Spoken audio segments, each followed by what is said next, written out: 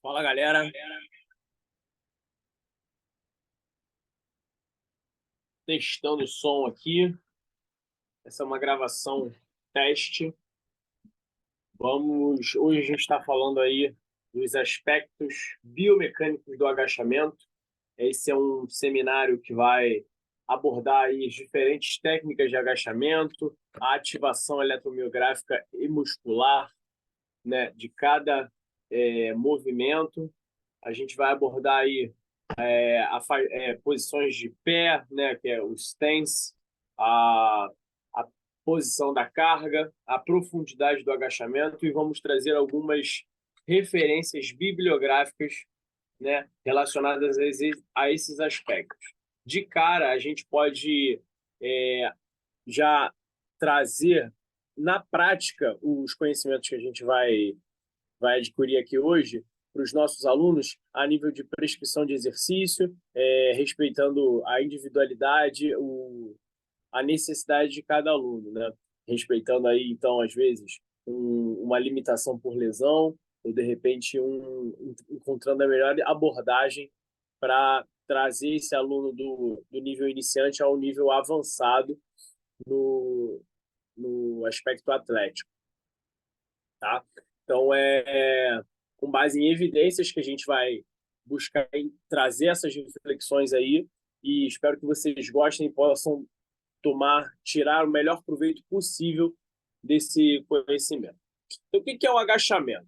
O agachamento é um movimento complexo que requer ações coordenadas tanto de tronco quanto de todas as principais articulações das extremidades inferiores.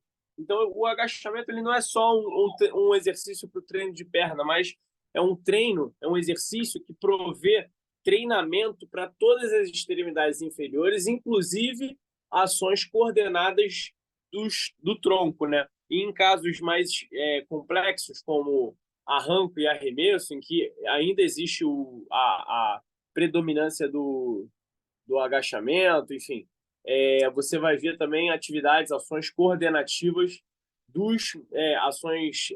controles, ações coordenativas das articulações e dos membros superiores também. Então, essa frase aí é do Swinton et al. E o que é o agachamento? Né? O agachamento ele pode ser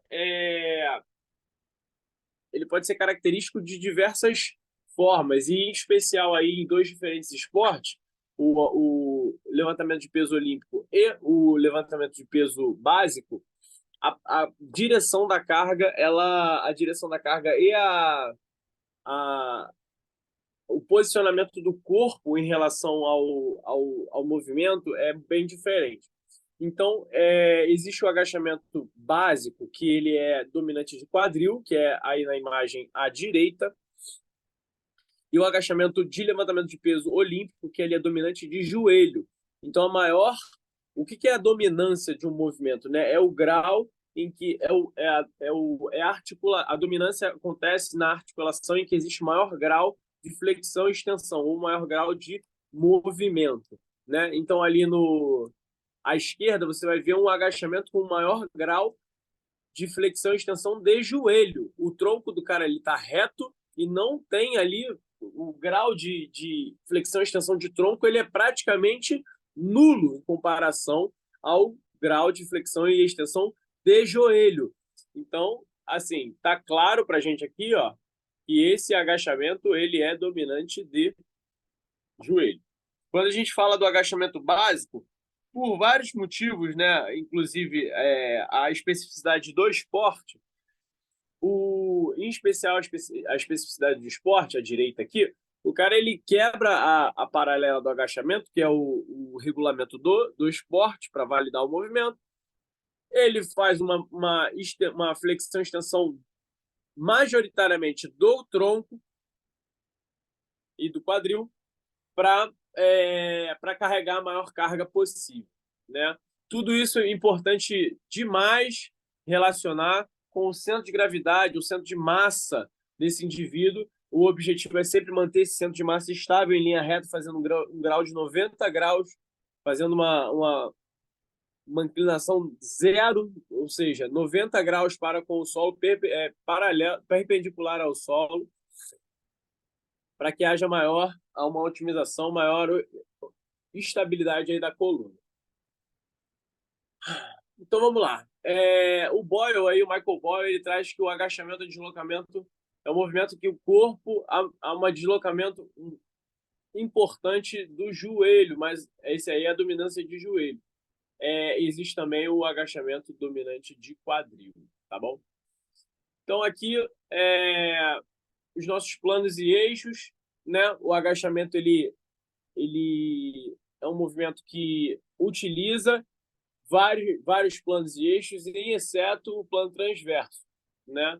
Não existe rotação de tronco aí em caso do agachamento funcional. Se houver disfunção, o sujeito eventualmente vai rotacionar o tronco. Mas é possível comparar qualitativamente um agachamento do outro? É como a gente comparar maçãs e laranjas, é como a gente comparar diferentes frutas, ou diferente uma janela com uma bicicleta, né? É impossível a gente comparar um exercício do outro, mas é possível a gente traçar aí um panorama de utilização prática de uma técnica, utilização prática de outra. A gente pode aplicar essas técnicas de forma funcional, para o nosso treinamento, para o treinamento dos nossos alunos e atletas.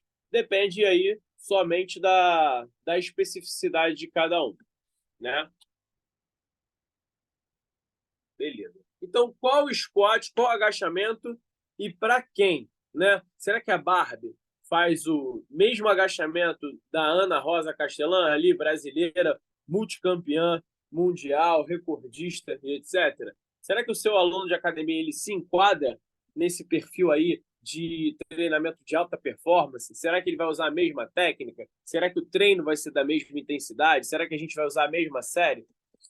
Eu acho que não, né? É papel do profissional de educação física encontrar o maior leque de ferramentas, a maior caixa de recursos possível para atender esse aluno de forma personalizada, de forma que vá funcionar para ele. Não adianta eu passar o treino da Ana Rosa Castelã aqui para a Barbie e muito menos o treino da Barbie para a Ana Rosa Castelã. Ambas vão sair, não vão ter resultados, vão se sentir frustrados e vão dizer: o treino daquele professor não vale nada, aquele cara ali não serve para mim. E com razão, não é verdade? Afinal, eu não apliquei o conhecimento que eu tenho de biomecânica, de treinamento, preparação física, para prescrever o treino daquela aluna ali. Eu simplesmente peguei um copia e cola da internet e entreguei para ela ali. Então, não faz o menor sentido isso acontecer. A gente precisa, na hora de decidir, né, qual técnica utilizar com o aluno, a gente precisa entender esse aluno, a gente precisa observar esse aluno. A gente precisa prestar atenção em quem esse aluno é, analisar as informações que a gente adquiriu, comparar as técnicas, as táticas, as ferramentas que a gente tem, decidir por uma e aplicar da melhor forma possível. Aplicar pensando em quê? Pensando no objetivo do aluno, pensando no que aquele aluno precisa, pensando nas adaptações fisiológicas que aquilo ali vai acarretar, pensando no estresse mecânico que aquilo ali vai trazer, tanto para as articulações do joelho, do quadril e da coluna daquele aluno, procurando saber se aquilo ali vai ser seguro para aquele aluno, se vai ser realmente eficaz, tá bom? Se falhar em alguma dessas etapas, infelizmente o programa de treinamento ele vai estar fadado ao insucesso, vai ter uma maior chance de não ir para frente e aí no final das contas vai trazer aquele mesmo resultado que a gente não quer, que é a sua reputação como profissional deteriorada e o aluno frustrado, faltando na segunda-feira aí, não indo treinar. Então, a gente vai observar também as técnicas apresentadas. A gente vai ver e ouvir o aluno de acordo com o que ele tem para mostrar para a gente. A gente vai analisar o que ele pode fazer, o que ele não pode fazer, e entender os prós e contras de cada um de acordo com o objetivo do aluno. né? E traçar ali umas metas ou traçar uma perspectiva realista para aquele aluno. Olha só, se o aluno mostra para você a foto da blogueira e fala que quer fazer aquilo ali, malhando 2 vezes por semana, 40 minutos, você vai ter que trazer uma perspectiva realista para aquele aluno, dizendo que realmente 2 vezes por semana, nem para a saúde ele vai estar malhando o suficiente. Então, é importante a gente observar, analisar e comparar cada uma dessas variáveis que eu estou trazendo aqui para vocês, para a gente aplicar a melhor estratégia possível, aquela que se enquadra melhor na realidade daquele aluno. Ou você, num caso desse, traz o aluno para o chão de novo, que ele estava voando, estava viajando, traz ele para o chão de novo, fala só, olha só, 2 vezes por semana é uma frequência, uma, uma frequência semanal de exercícios que você vai introduzir o hábito do exercício na sua vida. Você nem sedentário deixa de ser com essa frequência semanal, porque a Organização Mundial de Saúde pede para você praticar exercícios 30 minutos todos os dias. Então, 2 vezes por semana, 40 minutos, não te impede de ser sedentário. Então, serve apenas para você sair do sofá e aprender que aquilo ali faz bem para você. Se, por outro lado, você realmente decidir que você quer ter o corpo da blogueira, você pode vir a treinar 4 vezes por semana, 5 vezes por semana, que no longo prazo, ao longo de 5 anos, 10 anos, com uma dedicação futuramente aplicada, profissional, condizente com aquele resultado ali, você vai vir a ter o corpo da blogueira, ou você vai vir a ter um corpo com o qual você realmente se identifica. Você vai se sentir bem, você vai se sentir melhor, tanto de roupa quanto de biquíni, quanto sem roupa, para poder namorar melhor, para poder treinar melhor, para poder viver melhor. Então, aos pouquinhos, a gente tem que comparar as estratégias, analisar os perfis, as técnicas, para aplicar realmente alguma coisa que vá fazer sentido. Às vezes nem é o exercício em si, às vezes é só uma conversa. Às vezes, conversando, o aluno ele vira a chave e aí você traz ele para o seu lado e todo mundo sai ganhando. Então, analisando aí, a técnica do agachamento básico, onde existe uma grande flexão e extensão de tronco e quadril. O sujeito ele traz o peitoral na direção do joelho ali e agacha paralelamente ao solo, quebrando levemente a paralela e subindo a maior carga possível. Em comparação, a gente tem aí o Fernando Reis, que desce no agachamento mais aprofundado, com o peitoral aberto, né? Uma carga aí absurda, um atleta fenomenal. Peitoral aberto, coluna mais ereta, uma maior flexão e extensão de joelhos, se vocês observarem aqui. Mais uma vez aí, no Catalyst Athletics, temos um exemplo de agachamento com a barra alta, agachamento olímpico, com a barra por trás. Então, por que a gente deve analisar o agachamento sistematicamente? Vamos ver aqui o que ele traz aqui. A gente vai olhar primeiramente a posição dos pés, se a base é afastada, como essa aqui, se a base é mais estreita, como essa aqui, para a gente entender a translação anterior da tíbia. Então, é esse grau aqui que a gente quer ver de necessidade de mobilidade de tornozelo. O aluno ele não tem mobilidade de tornozelo, afasta a base. Olha aqui, a tíbia como está em ângulo de 90 graus com o solo. Se o aluno ele tem uma propensão, uma maior mobilidade, uma propensão mais atlética, você pode trazer uma base mais estreita, que vai acontecer aí de recrutar em maior grau os músculos anteriores da coxa, né? E vai te possibilitar uma postura mais ereta. Qual é o grau de inflexão dos joelhos? Ele é a fundo, o agachamento vai a fundo. O aluno consegue quebrar a paralela mesmo com os pés afastados, mesmo ele consegue quebrar a paralela com a translação anterior da tíbia. Caso contrário, por que você não coloca ele numa caixinha para ele ir ganhando amplitude de movimento, abertura de quadril? Olha ali, observa também o grau de flexão de tronco e quadril. Está saudável? A coluna está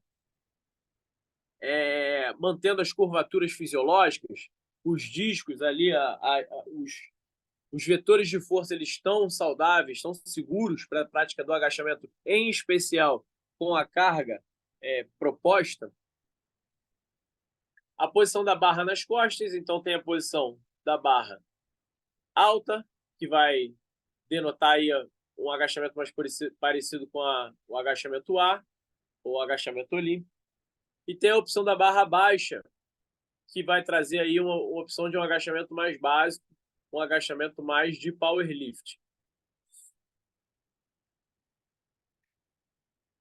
A posição da mão sobre a barra. Ó.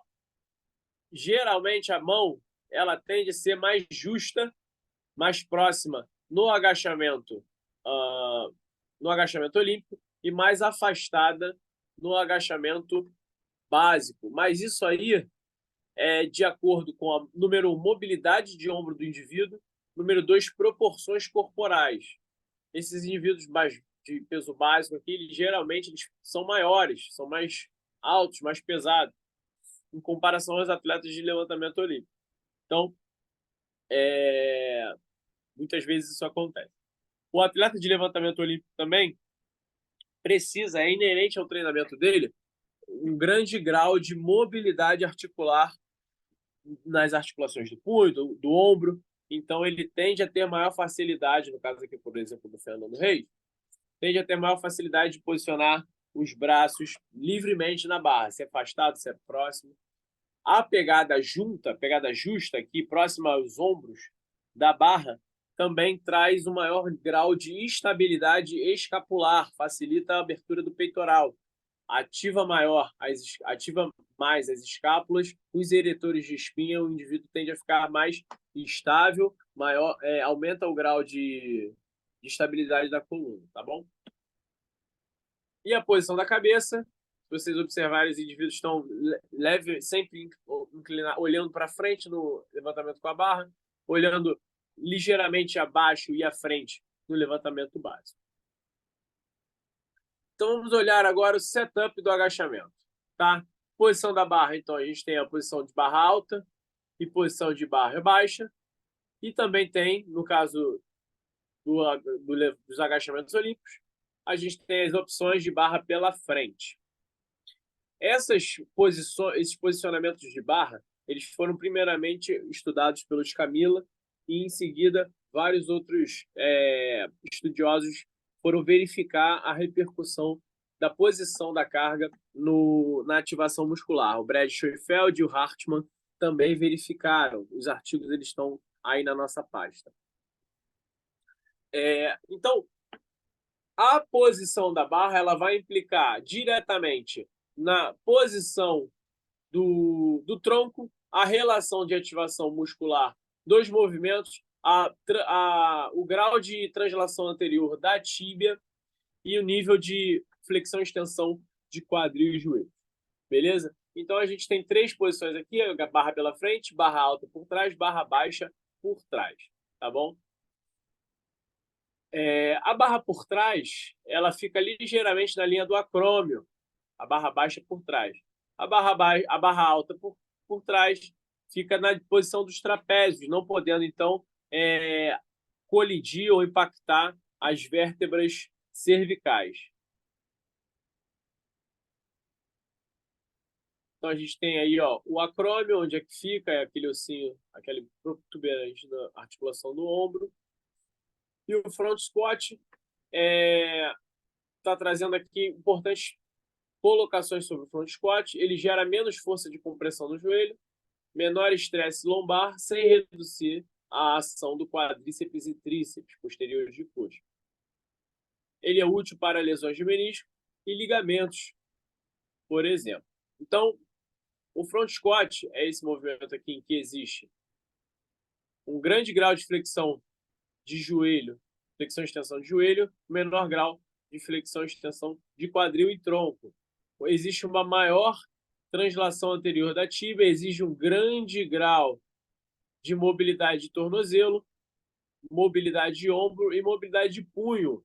O aluno iniciante, ele geralmente tende a sofrer com esse tipo de agachamento, mas é uma estratégia interessante para quem tem histórico de lesão meniscal, histórico de lesão de ligamento cruzado anterior. Beleza? Então, essa posição aqui da barra pela frente já tem algumas variedades, algumas variações. Essa é a posição clássica, posição de hack, front hack olímpico. A posição de front hack aqui muito utilizada no bodybuilding e alguns straps, que vão facilitar aí para o aluno iniciante fortalecimento do punho e posição do ombro. São opções de colocar a barra pela frente. Tá bom? Posição dos cotovelos. Um erro comum, ou por déficit coordenativo, ou desinformação, ou por falta de mobilidade na articulação do ombro, essas wings aqui, essas asas. Então, idealmente, a coluna tem que estar engajada, as escápulas aduzidas e o ombro ali paralelo, o cotovelo paralelo ao tronco. Beleza? Com essa rotação aí externa de ombro, cotovelo paralelo ao tronco, o tronco tende a ficar mais ereto, e nesse caso aqui o tronco tende a ficar menos engajado, a cadeia posterior do tronco tende a ficar menos engajada e a barra tende ao seu centro de gravidade à frente. Distância dos pés, então, vai influenciar diretamente no grau de translação anterior de tíbia, vai influenciar também na exigência de mobilidade de tornozelo e, por conseguinte, na ativação muscular. Aqui, na primeira foto, a gente tem o setup mais estreito, que é na direção dos ombros. A barra por trás, existe uma grande exigência ali de mobilidade de tornozelo, o joelho vai lá na frente, a menina continua com a postura ereta. Esse stance aí, esse setup de pé, vai exigir muito do quadríceps e menos do quadril, da musculatura do quadril, em especial glúteo médio. Com essa stance aí, conforme a stance vai afastando, os estudos apontam maior ativação do glúteo máximo e dos adutores no grau de flexão e extensão, conforme a fase concêntrica e excêntrica acontece. Menor é o grau de ativação do quadríceps, maior a exigência dos adutores e do glúteo máximo. Beleza? Então vamos a esse artigo aí do Clark, Lambert e Hunter, a ativação muscular na barra livre, uma revisão. Então a barra estreita aí, tem menores forças de compressão patelofemoral e tibiofemoral após 90 graus, ou seja, passou do agachamento na paralela, existe menores forças de compressão na patela e na tíbia, ou seja, bom para quem tem histórico de condromalácia patelar. Sempre importante trazer à tona que a presença de dor é sempre deletéria, mesmo que você tenha um embasamento científico, não submeta o seu aluno à dor. Afastado médio aqui aumenta as forças de compressão patelofemoral e tibiofemoral, mas também diminui a translação anterior da tíbia, portanto, reduz as forças de cisalhamento. Reduz forças de cisalhamento é importante ou interessante para quem tem histórico de lesão de ligamento. Ligamento anterior ou ligamento posterior, ligamento cruzado, ligamentos colaterais mediais. Se existe menor força de translação, existe o maior interesse aí para esses casos. Mas se existe histórico de condromalácia patelar, evite colocar o seu aluno nessa situação. Como dito anteriormente, maior afastamento da base resulta em maior atividade de glúteo médio, e a base afastada parece não afetar a ativação do quadríceps, mas aumenta a ativação do adutor longo. Ou seja, se existe maior ativação do adutor longo, maior atividade de quadríceps, maior atividade de glúteo, existe maior massa muscular envolvida. Maior massa muscular envolvida aumenta o estresse metabólico, aumenta o gasto calórico da atividade. Base afastada, então, é interessante para alunos que visam perda de peso. Todavia, se o aluno não tiver uma preparação específica para esse treinamento, tiver um déficit de mobilidade nos adutores, essa ativação de adutor longo pode trazer o joelho para um valgo. Então, é interessante trabalhar bastante a mobilidade e flexibilidade articular desse quadril antes de submeter o aluno, né, precipitadamente à técnica. Ensina o cara antes de submeter ele a isso. Beleza? Comparação biomecânica do agachamento tradicional, do agachamento básico e do agachamento na caixa. Foram verificados powerlifters de 27 anos, 1,80 m, 100 kg. Carga média de 220 kg de agachamento. Então, eram indivíduos assim, muito, muito condicionados. Mínimo de 3 anos de experiência no esporte. Foi visto que o grau de flexão e extensão do agachamento é diferenciado, né, de acordo com a técnica. Beleza? E, ó, tornozelo, tronco, quadril, joelho, a ativação aí, ó, dos abdutores e adutores, relação do quadril é diferenciada também. Vale a pena verificar, analisar esses artigos aqui, ó, para a gente dar uma estudada.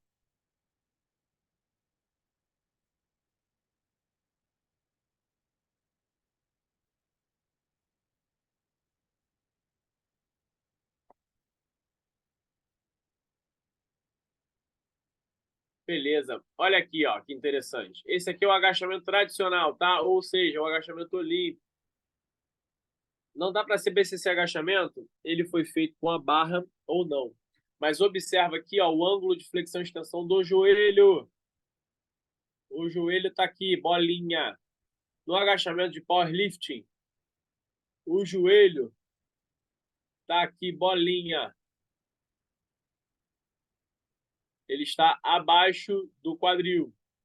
Enquanto o quadril, ó, está abaixo do joelho. Isso é só para mostrar um pouquinho no gráfico o que a gente mostrou nas imagens. Aqui, ó, o maior grau de exigência no tornozelo, no agachamento tradicional, comparado ao agachamento do powerlift.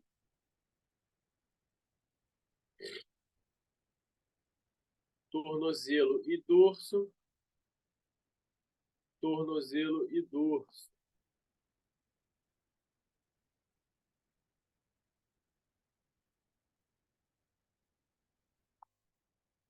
Beleza? Então, o estudo do Schoenfeld, que eu prometi no início desse seminário,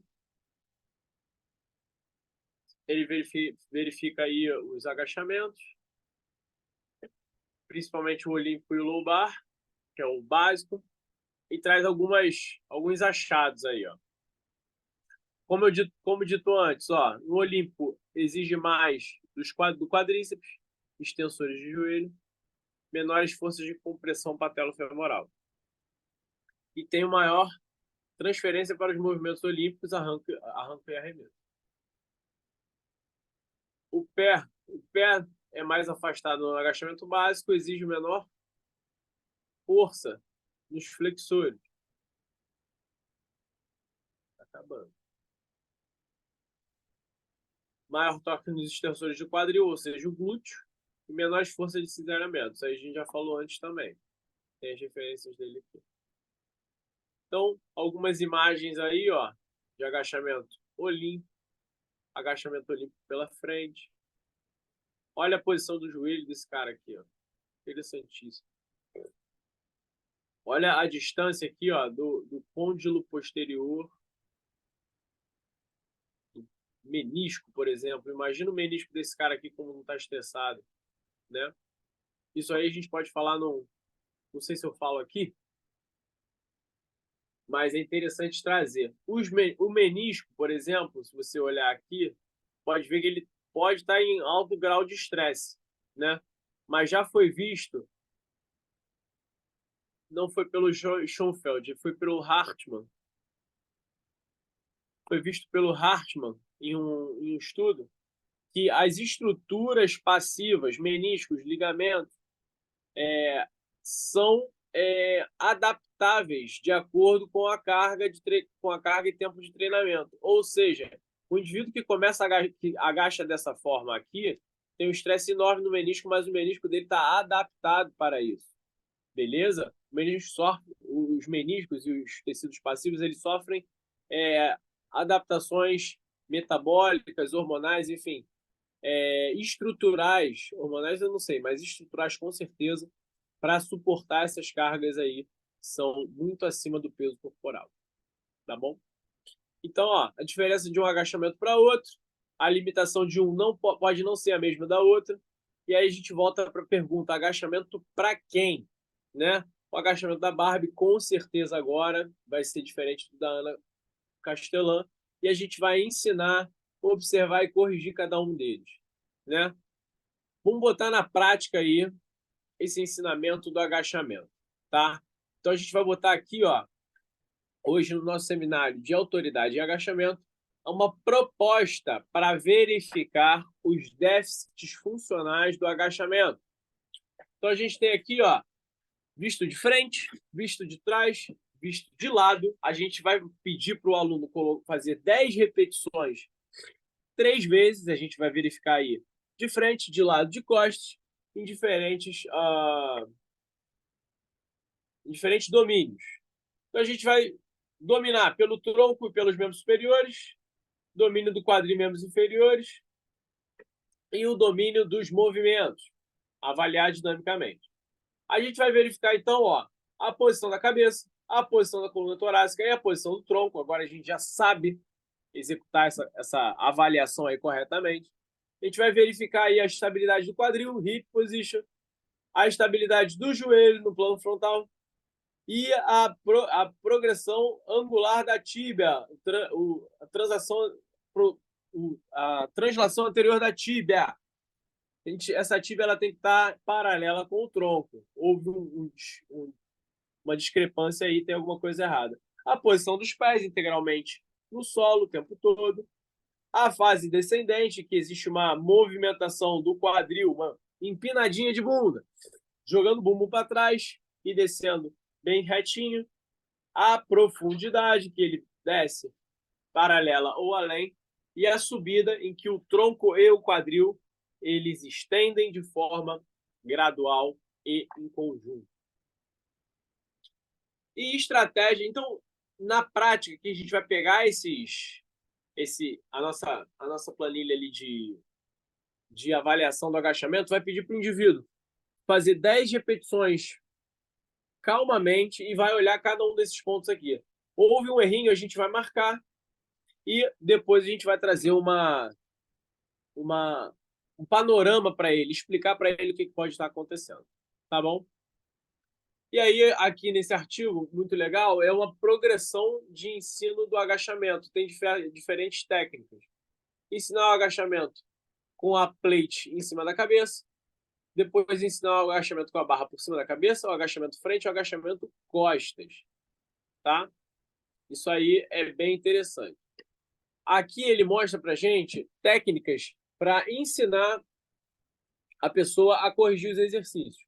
Então, se a cabeça dela está errada, a gente chega assim, ó, olha para frente, mantém a cabeça reta.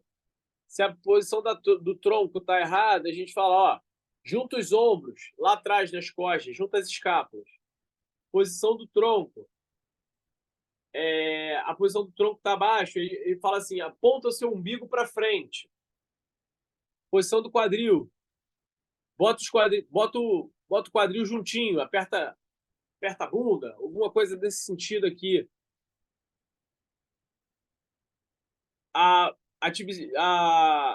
O joelho está entrando, aí ele fala assim, bota o joelho para fora. Translação anterior da tíbia. Ele fala, bota essa canela reta. Posição dos pés. Faz assim, grip the floor. Como é que é? Faz a posição de garra com o pé, né? Deixa o tornozelo no chão. a parte da descida. Ele fala, ó, empina o bumbum, como se você fosse sentar numa cadeira. A profundidade. As pernas, a tua perna tem que estar paralela ao solo, tem que descer mais. E a subida começa a subir com o seu peitoral. Sobe com o peitoral e não com a bunda, né? O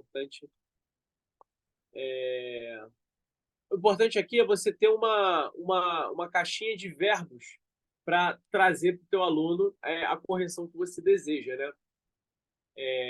Vamos lá, erros crassos.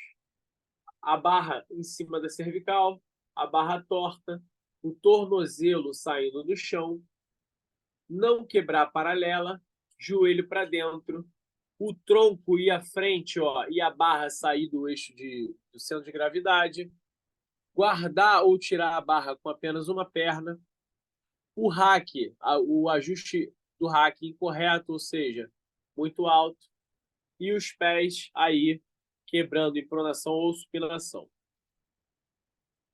Aqui os erros em zoom, saindo o tornozelo do chão, não quebrando a paralela, joelho para dentro. Então, galera, hoje a gente falou de rapidamente, dos aspectos biomecânicos do agachamento com a barra. Esse é um seminário que, pô, me fez estudar muito e mudou a minha visão para com os agachamentos. Hoje, eu tendo estudado, tendo conseguido, né, trazer essas informações para o meu dia a dia, me proveu, me deu inúmeras ferramentas para ajudar a mudar a vida das pessoas. Inúmeras pessoas hoje vêm para mim com dores no joelho e eu sei exatamente o que dizer e como fazer para resolver esse problema desses alunos, desses atletas, sem que eles sintam dor. Então, quando o médico, quando o fisioterapeuta, quando alguém chega para a pessoa falar, tá com dor no joelho, não pode agachar. Mentira! A gente, como profissional de educação física, e indivíduos diferenciados que somos, temos que ter uma solução prática para aquele aluno poder continuar fazendo exercício longe de lesões, longe de dor. O nosso papel aqui não é só manter o cara treinando e sem dor, sem lesão, é também manter esse cara firme, forte, confiante, motivado para treinar e conseguir treinar esse cara longe das lesões, longe das dores que ele sente fora da academia. A academia é lugar de saúde, a academia é lugar que o aluno não sente dor. Beleza? Essas ferramentas aqui eu espero que vocês consigam usar, né? Trazer para a prática de vocês. Cada agachamento tem uma especificidade, uma peculiaridade, uma aplicação diferente. Vocês podem usar uma ou mais técnicas, tanto técnica de biomecânica, quanto técnica de avaliação e quanto técnica de ensino, e para se tornar uma pessoa, um profissional diferenciado, fazer parte, diferenciar a vida dessas pessoas aí. Então, nosso encontro termina por aqui. Espero que vocês tenham gostado e contem comigo em caso de dúvidas. Aqui é Luan Tavares, autoridade em agachamento, e essa sessão está encerrada.